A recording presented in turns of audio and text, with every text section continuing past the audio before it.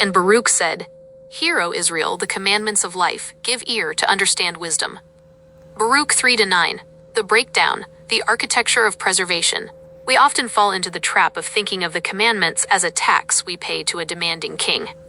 We view them as restrictions on our freedom, or burdens on our time, but this verse calls them the commandments of life. When the Creator gave us the code, He wasn't building a system to satisfy His own ego. He was providing an owner's manual for the vessel. The benefit is ours, not His.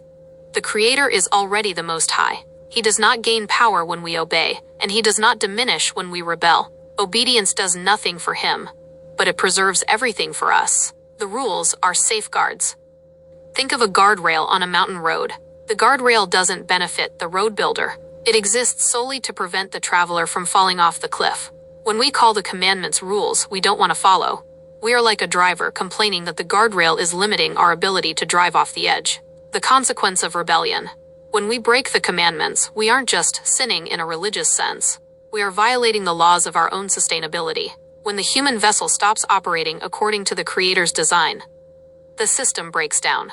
Anxiety, sickness, broken homes, and economic bondage are the natural mechanical results of trying to run the machine without the manual. Application, the wisdom of alignment. Wisdom, as Baruch says, is simply understanding why the commandments exist. It is moving from, I have to do this, to I get to do this because it keeps me alive. 1. Stop seeing restrictions as rejection.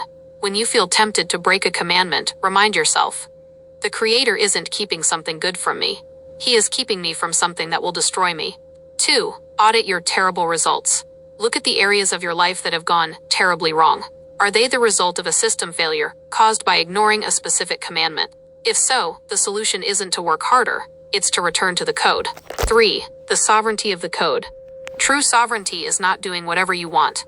True sovereignty is choosing to live within the parameters that guarantee your success and safety. The decree from the Scion Frequency Hub. I stand in the authority of the spiritual tribunal and declare that I am a steward of the original code. I decree that the commandments of the Creator are the foundation of my life and the protection of my vessel. I reject the lie that these laws are burdens, and I embrace them as the blueprint for my restoration. I acknowledge that every law given to Israel was given to preserve me, to sustain me, and to keep me from the wreckage of the world.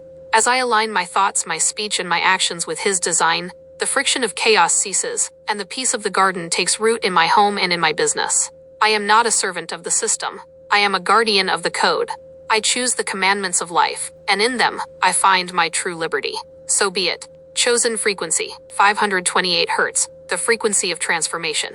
This frequency is essential here, because it assists in repairing the damage caused by living outside of the code.